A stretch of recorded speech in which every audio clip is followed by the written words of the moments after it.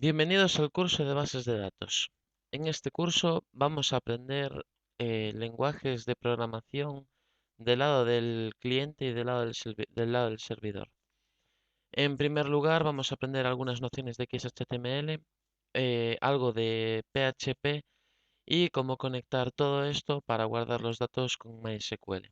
En estos videotutoriales veremos temas como crear tablas con XHTML. Las tablas nos sirven para organizar de algún modo nuestras páginas web, crear formularios. Todos conocemos lo que es un formulario en el que podemos insertar datos. Esos datos los procesaremos con PHP y guardaremos esos datos en MySQL.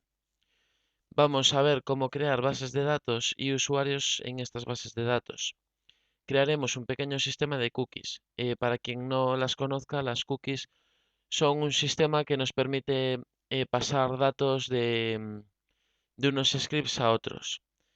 Es importante que completes todo el aprendizaje de estos videotutoriales con las diapositivas aportadas, ya que en ellas se explica con mayor profundidad y ejemplos más claros todo lo relacionado con estos temas que aquí se explican.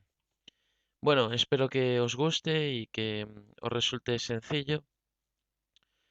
Recordar que todo lo que, si en algún momento tenéis alguna duda que no se solucione con lo que yo aporto, podéis utilizar foros especializados en Internet que os solucionarán los problemas en cuestión de minutos. Dicho todo esto, ya podemos empezar. Espero que os guste.